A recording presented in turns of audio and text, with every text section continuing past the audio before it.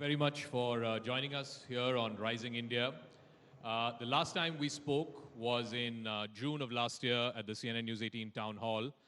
You've become an even bigger rock star on social media and on traditional media since then. But let's talk brass tacks. Last June when we last spoke, the Russia-Ukraine war was just 3 months in. Now it's over a year.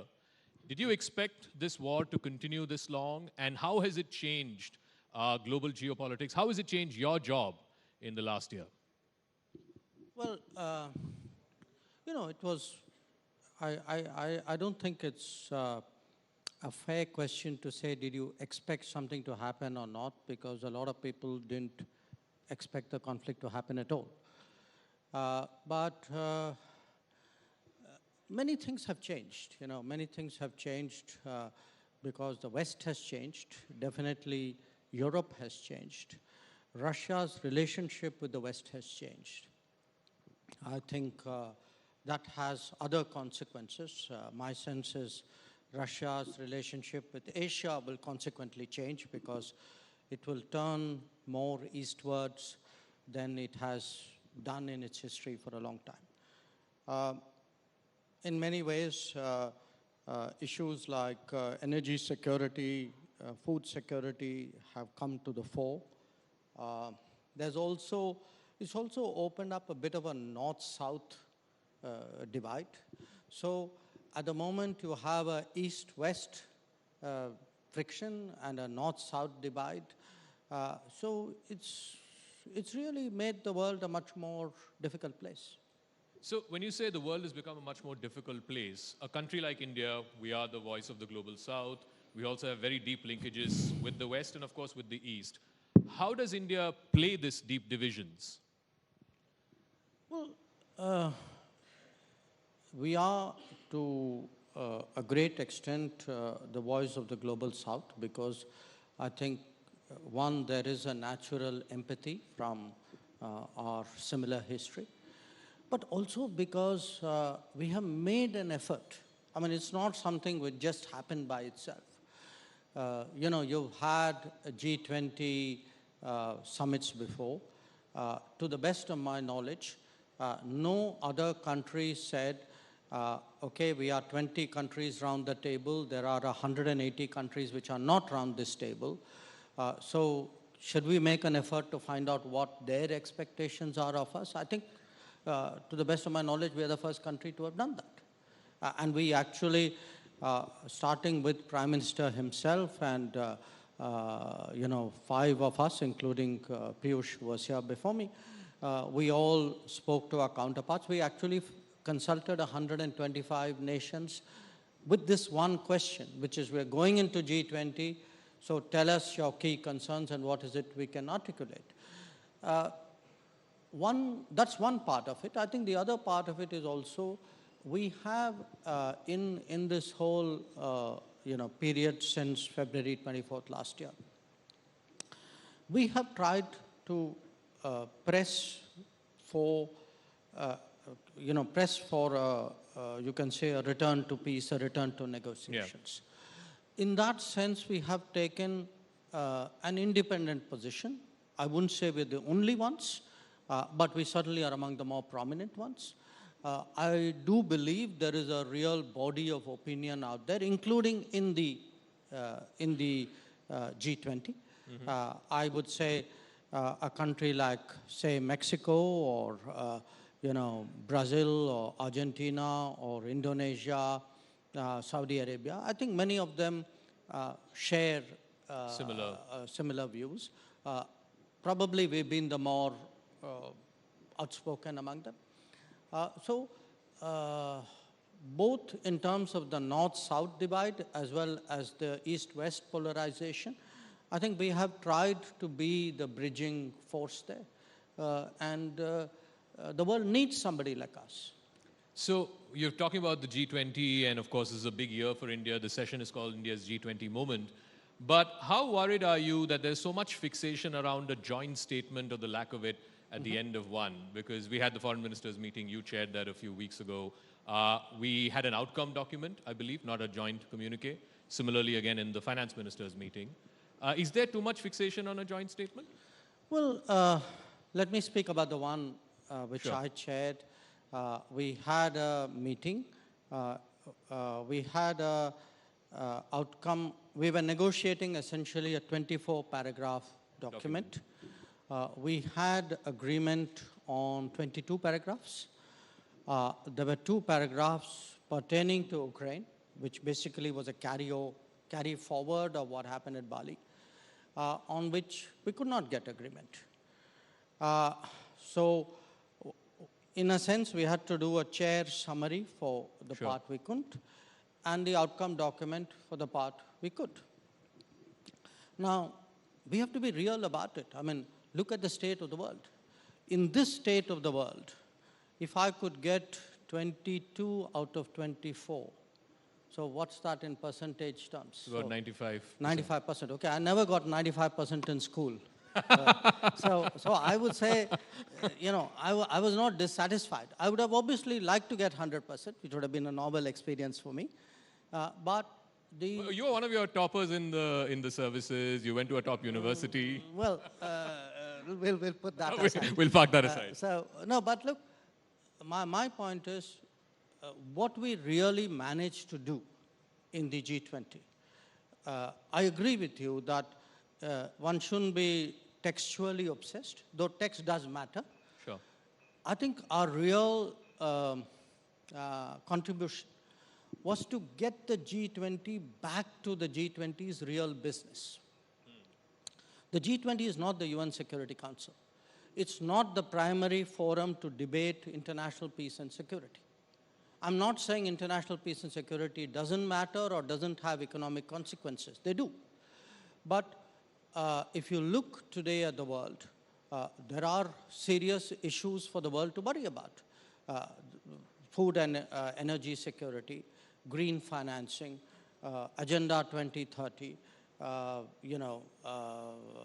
trade issues, debt issues. We actually got something very novel for G20 to look at, and which I would like to build on, which is something called global skills mapping. That where are the skills in the world and where is the demand in the world? And they are in 2 different geographies. Yeah. So how do we actually put that together? I think that's a very interesting avenue that we have opened up for the G20. So the original mandate of the G20 was global growth and development. Now last year, because of the Ukraine conflict, I think the conversations went in the direction of one issue. We would like to see, without disrespecting that particular issue, we would like to see a return to what we believe matters most to the roughly 200 countries of the world. And in that sense, I would say more than getting 22 out of 24. I would take satisfaction in the fact that the finance ministers meeting in Bangalore and Bengaluru and my meeting in Delhi, we were able to get the G20 back on track. So you're confident that in September, when the leaders meet, a bulk of the conversations will be around the issues that you just outlined? I would say, yes, that should be the progression. Every G20, there is a strong element of continuity.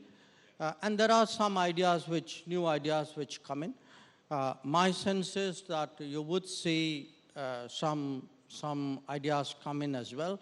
Probably a bit early, may take a few meetings more for that to move. But I would certainly hope that by September, we would have a G20 leaders meeting which would look at the crucial issues pertaining to global growth and global development. Sure.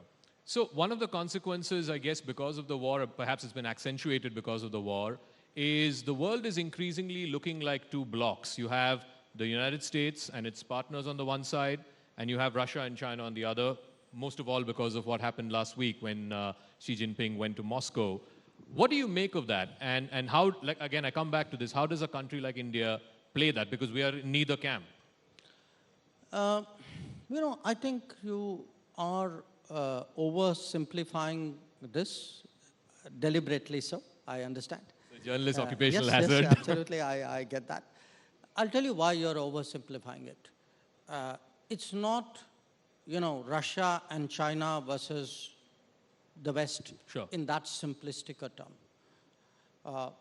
After all, the primary partner, economic partner of China is the West, and the primary economic partner of the West is China. So they have an enormous amount of economic interface there. Where Russia is concerned, I would actually go back to my initial point, which is, I think one of the natural consequences of the Ukraine conflict is that Russia, a Eurasian power which has historically looked much more towards Europe, today finds its relationships with the West very, very difficult. So that Russia is inclined in many ways, therefore, to turn much more to the Asian side of Russia. Yeah. So I would predict fairly safely, and I think the numbers this year already bear me out, that you will see an intensification in Russia's relationship with Asia as a whole. Now, you spoke about Russia, China, but I would suggest to you that many other countries in Asia, maybe not economically all of the same size, but there are some fairly consequential economies. We would number one of them. And my expectation is you will see actually Russia also show that much more interest in developing its cooperation with India. Now, if you look at the India-Russia relationship, for the last 70 years, this has been one of the most steady relationships in international relations. That, take all the major players, Russia, China, Russia, West, West China, you've seen enormous volatility in their relationship. Whereas from 1955, which was the year Bulganin and Khrushchev came to India, you've actually had a very, very steady, even after the breakup of the Soviet Union, actually, there was a bit of a gap there, but very quickly the relationship came back to where it was. So I do think that, yes, you will see a change in Russia's posture and priorities, but I think for India, this is also in many ways an opportunity to grow its relationship, because our relationship with Russia has been very, the bandwidth is very narrow. It has been mainly defense, nuclear and space. The trade relationship with Russia historically has been not historically, at least in the last 2-3 decades, has been very, very narrow. And you can see that grow. So, but when now, particularly when European countries say that, before the start of the war, Russia was supplying India less than 1% of your oil requirements, suddenly Russia is your top oil supplier, what do you say to that? I'd say the market is the market.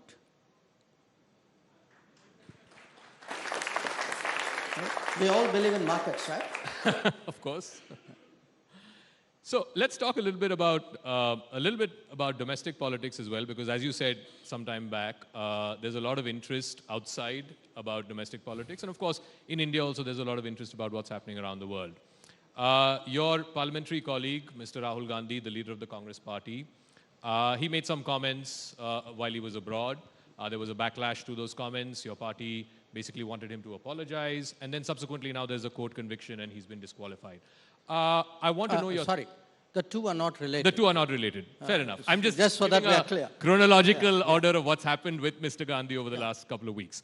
I want, first of all, your reaction to the disqualification and what the opposition is saying, that, look, this sort of proves what we've been saying all along. The Modi government is illiberal. It's an electoral autocracy. Opposition's not being allowed to talk. How would you respond to them? So let's assume I have a counterpart or a colleague, or I go abroad and somebody asks me what you're asking. How would I put it? That's essentially what you're asking me. I guess I would say that 4 years ago, Rahul Gandhi was disparaging of a community in a public meeting. It's not me saying it, it's on record. A member of that community took offense and began legal proceedings. Rahul Gandhi had an opportunity of rectifying the situation, of expressing regret. He chose not to do so.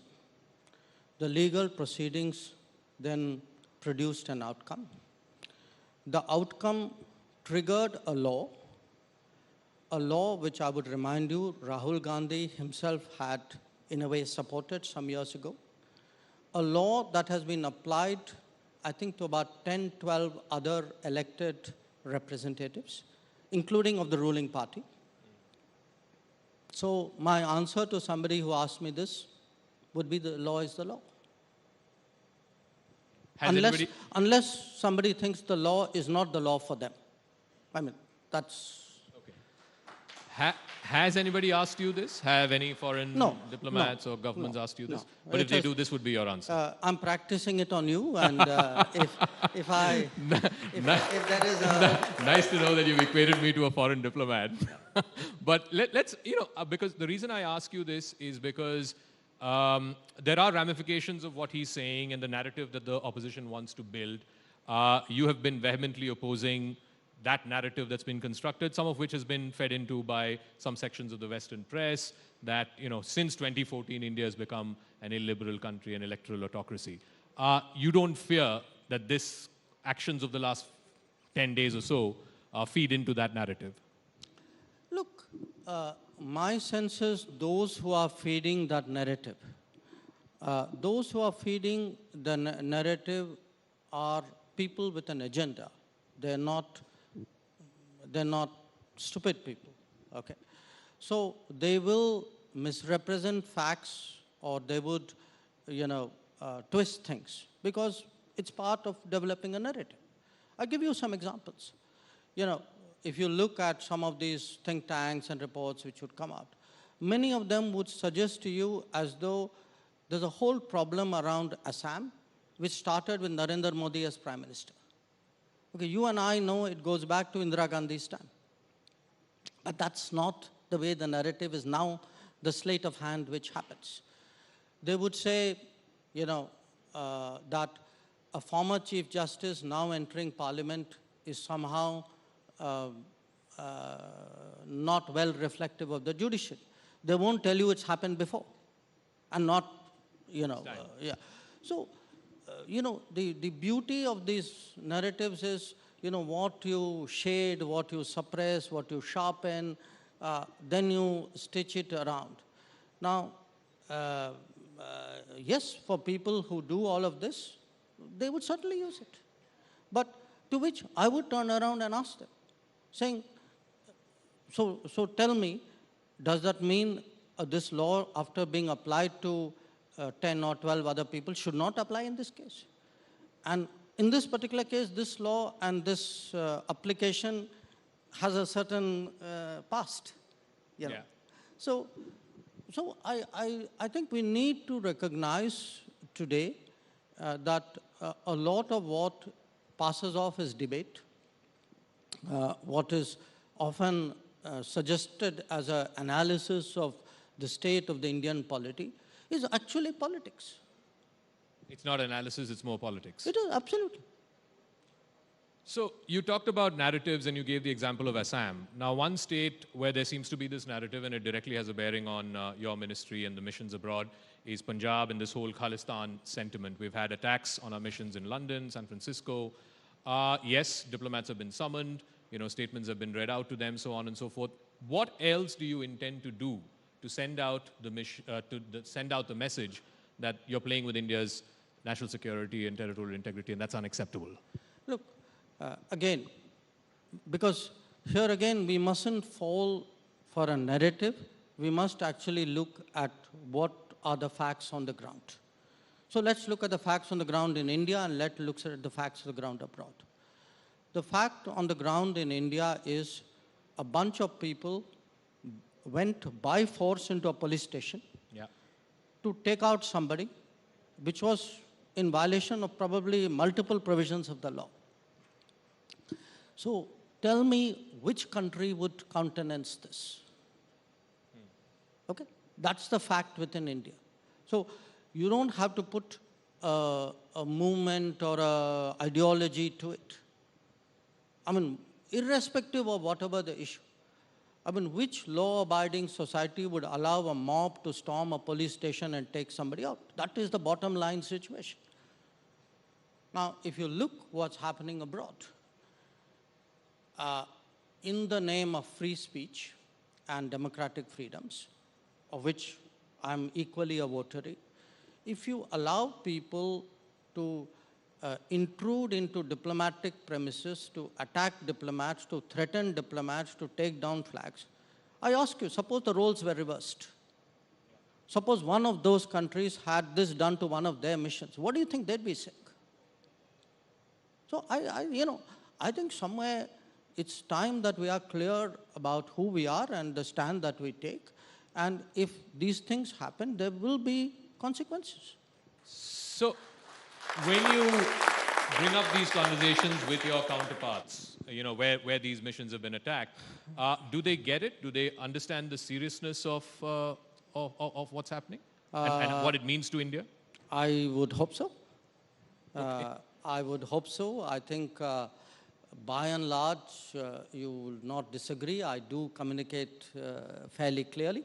We'll give you that much. And I think so do our ambassadors and my colleagues in the foreign ministry. I think we've been very, very straight with the few countries where these incidents have happened. I don't think they have any doubt about where we stand on this matter. All right. You say so. Ambassadors are very clear where we stand on these issues. One of the incoming ambassadors, a good friend of yours, Mr. Garcetti, in his Senate confirmation hearing, apparently said that human rights was his major in college and he intends that to be very much part of the conversations when he lands in India. और आपने कहा कि उनको प्यार से समझा देंगे. प्यार से समझाएंगे इस मंच को कि क्या बोलेंगे आप उनको? नहीं, उनको आने दीजिए ना. No, I think he should, it's certain things in our profession are best done between us. So we will leave it at that. Okay. But I 100% प्यार से होगा. प्यार से बुलाएंगे. So let me, talking about प्यार से समझाएंगे, I want to come back to the Rahul Gandhi question because, you've interacted with him in whatever limited fashion because, you briefed the Parliamentary Committee on External Affairs. He's a member. And he had recently said in England, while he was in England, that he drew this analogy between Ukraine and Ukraine and Arunachal. And he also said that I said this to the minister, and the minister said it's a ludicrous idea.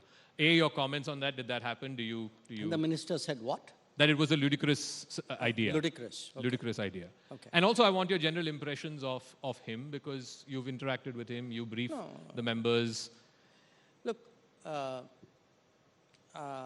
we are not by etiquette and I guess by rules supposed to discuss in public what happened in a consultative committee meeting. So if he referred to it, in my view, he should not have. I certainly will not talk about what happened in a consultative committee meeting. But let's look at the substance of the issue, because he has said that on public record. Forget about the fact that there was a consultative committee meeting for a moment.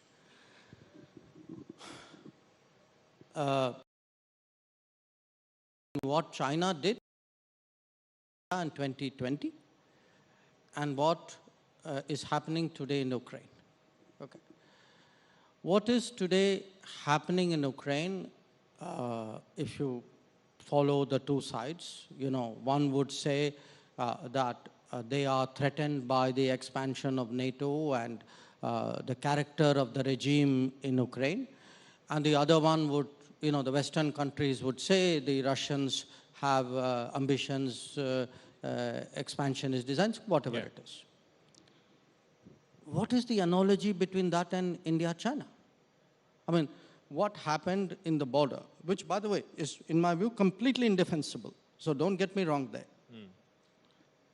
That has nothing to do, there's no NATO in play here. There's no regime character in play here. So I just don't see the comparison. So tell me, since you mentioned China, where are we on this, the border confrontation that happened? I mean, I believe out of the 7 odd points, 5, there has been disengagement, 2, there is still no disengagement.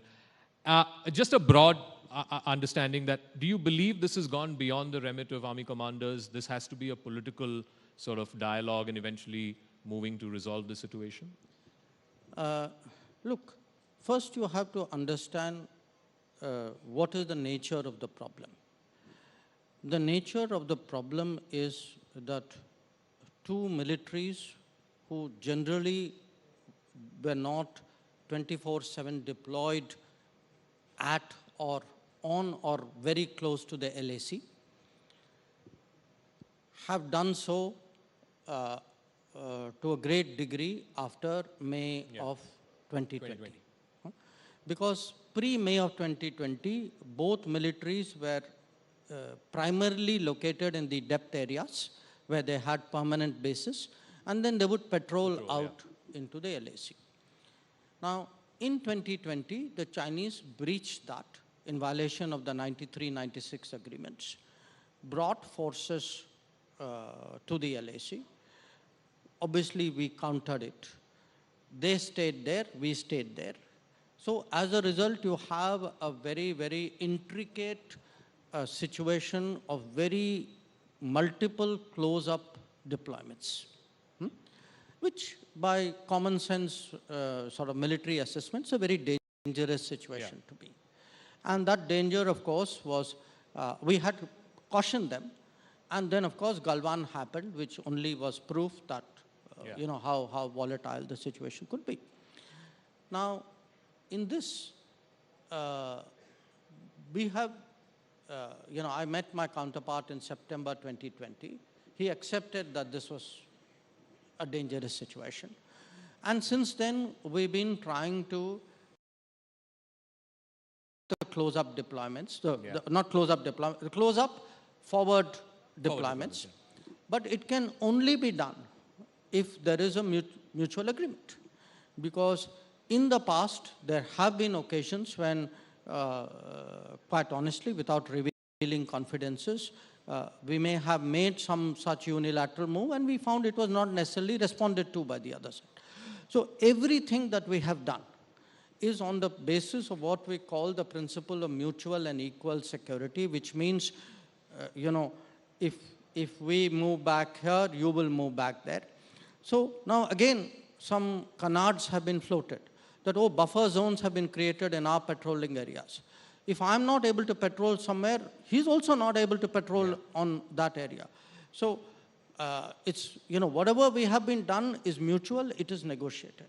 Now, this is still unfinished work. There are places where we have this forward deployments. We continue to work away at it. I will only remind you when this started in the summer of 2020.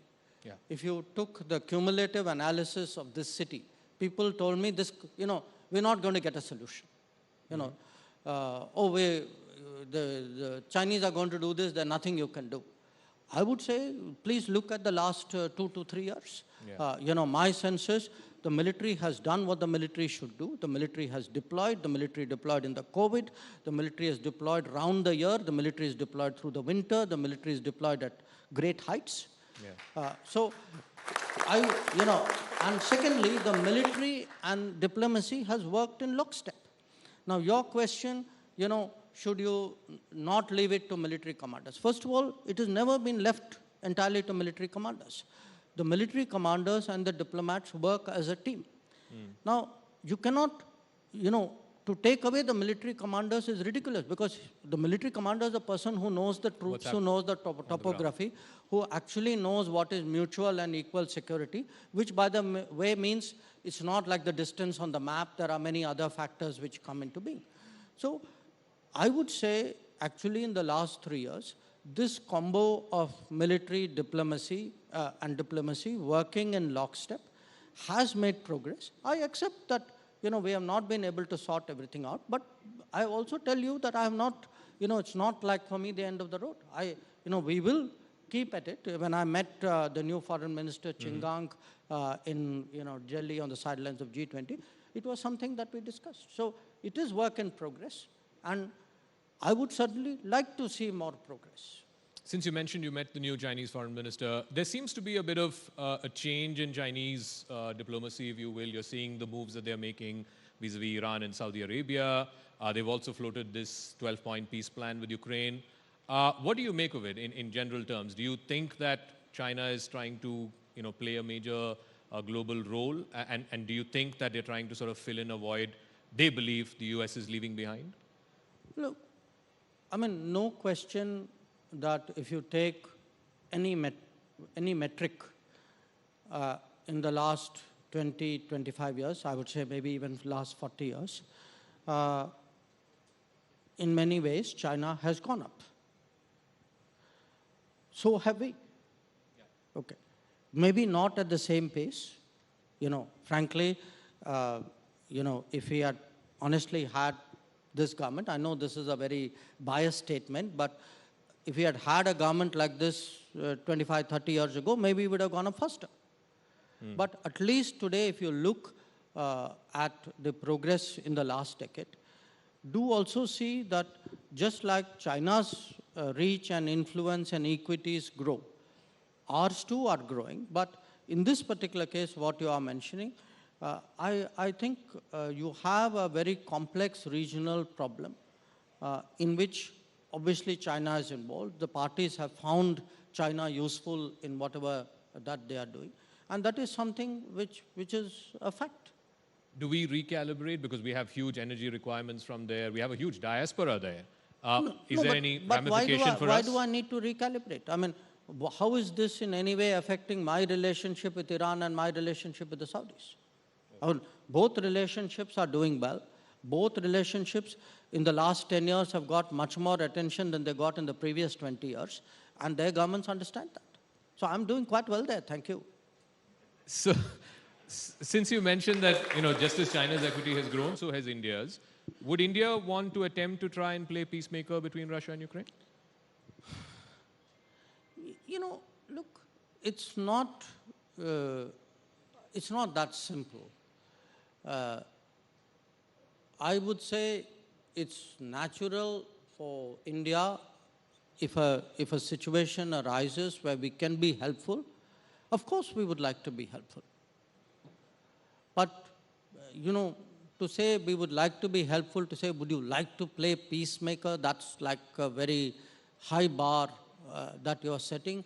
I'm not sure the conditions right now, in any case, would even justify such an expectation. But again, look, the messaging which Prime Minister has given both to President Putin and to President Zelensky, I've been with him in most of his conversations, is that, in our view, there should be a return to the negotiation table. If there is anything we can do, let me know. We are willing to do what we can.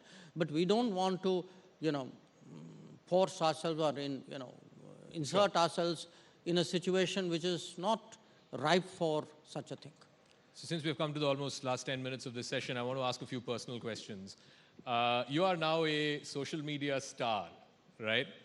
Do you plan these things? Ki when I go here, I'll give them this bite, ye viral ho jayega. I mean, even when we were outside, people are standing to take selfies with you and so on. How do you see this newfound stardom? I would say it's, as you can see, even from my hesitation, that I'm not prepared.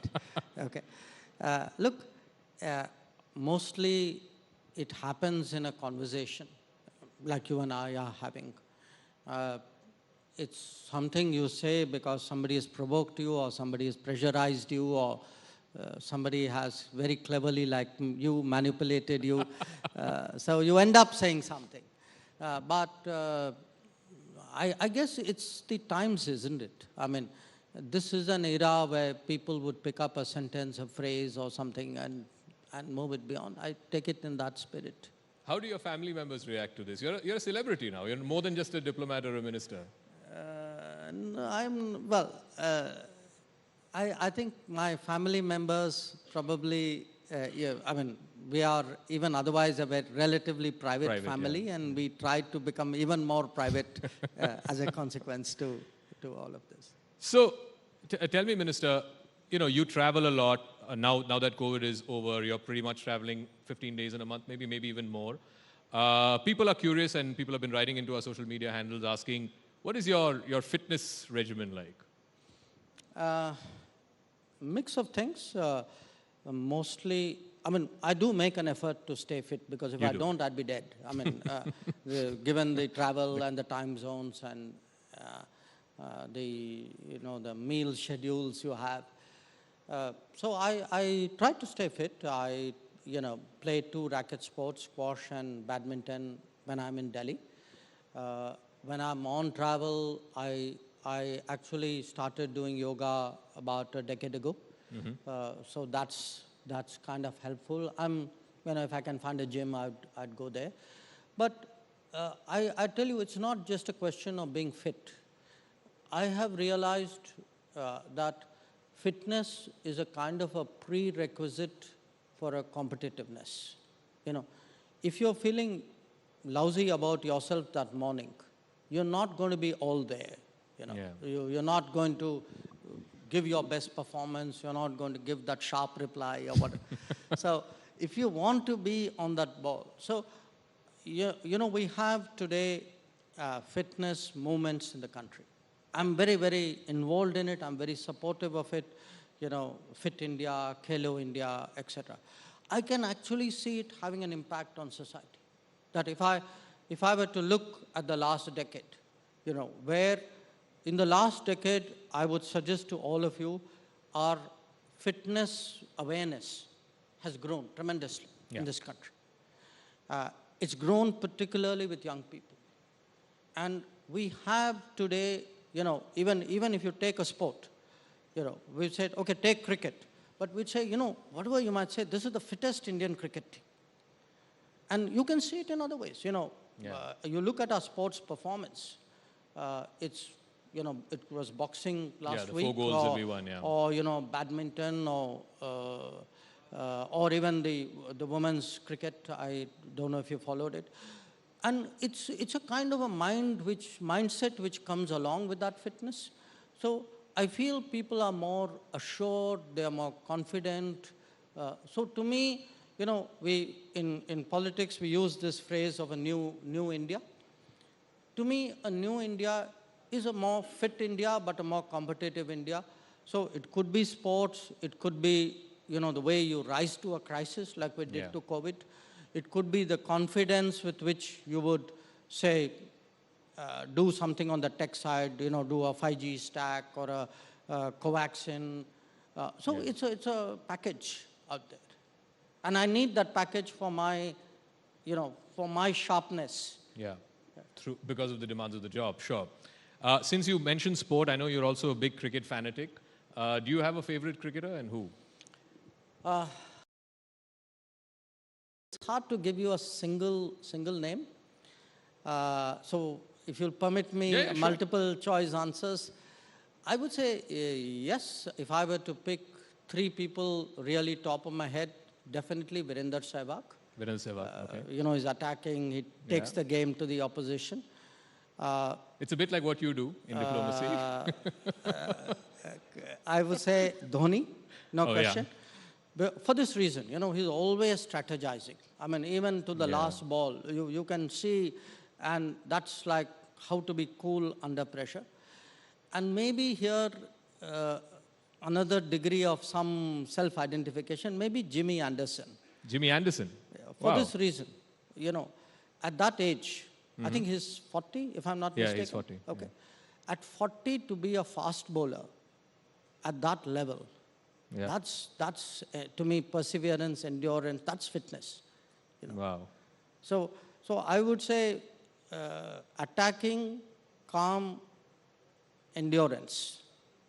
That would be my slightly longish answer. Interesting. Ace, attacking, calm, and endurance. I also know that you're a voracious reader. Any book that's had a profound impact on you, either career-wise, diplomacy-wise, or even otherwise, personally? Well, lot of books, because I do read a lot, but if I were to say, reinterpret your question to say a book which I would have repeatedly read, 25 times, 50 times kind of thing. Probably two. One is Mahabharata. I carry a copy on my travels. I read it often. I have multiple versions. I have a whole bookshelf of variations of it, including some of the multiple volume editions. Maybe Lord of the Rings. Lord of the Rings. Those would be the two which I've read most often. You're a Tolkien fan? Very much. Oh, interesting. So what's your favorite character from LOTR? In Lord of the Rings? Yeah, in Lord of the Rings. I would say really probably on balance, and this comes down a bit to the cricket-like thing, probably Legolas. Oh, nice. Because he's the calm guy. Yeah. He's the guy who keeps, things are falling apart. Somebody has to hold it together. Hold it to, and that's maybe it's my profession. Yeah. Music? Are you into music? And the music is in the air these days because of Natu Natu and the Oscar for it. You of course made a famous reference to Tony Blair recently. Gave him a bit of a poke. Is there any favorite album, favorite artist? No. Look, we were a household. My interest in international relations actually came out of music.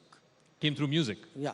How because so? When I was very young, first my grandparents and then my parents brought international music home. I mean, through records, nice. And then encouraged, we used to listen to radio and all that.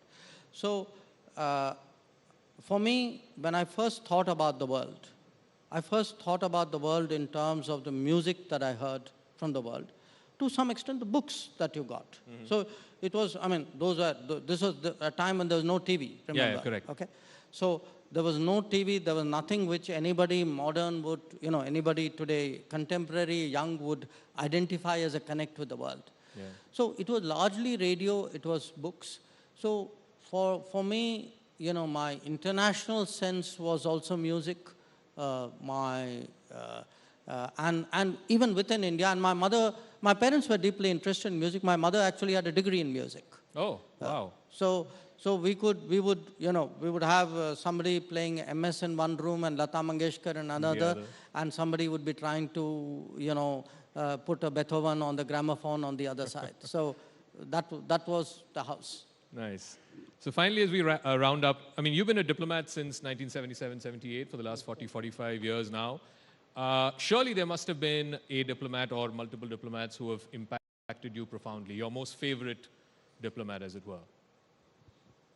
That's a question, because look, I had a mentor, I would say, in the Foreign Service, to whom I actually dedicated my book, who really, you kind of are an understudy to somebody when you join. Yeah. And he was, I think, enormously helpful in shaping my early years. And this was a person called Arvind Dev. So in personal terms, I would say he is someone, a lot of my thinking, my sense of tutelage goes back to him. I had some very, very good bosses, who were the kind of legends of the Indian Foreign Service. There was a gentleman called Shankar Bajpai, who was our ambassador in Washington, Rasgotra, who was a foreign secretary. So I was Dixit, who was my boss in Colombo. So I had the good fortune to work under some very, really good people who took care to teach you something consciously, So I would say they would have impacted me, but there were a lot of people I would meet, of other ministers or other countries. Yeah. I'm old enough to have actually sat in a meeting with Andrei Gromyko and and separately with George Shultz. Oh. So when you actually see somebody like a Gromyko or a Schultz of that era operate, it's All right. Now, this is my last question. Since you brought up multiple choice questions, I'm going to give you a multiple choice. You can either confirm, deny, or neither confirm nor deny. Is the party prepping you to contest the Lok Sabha election next year? I have no idea. That's not part of the options, by the way. It doesn't follow any of your...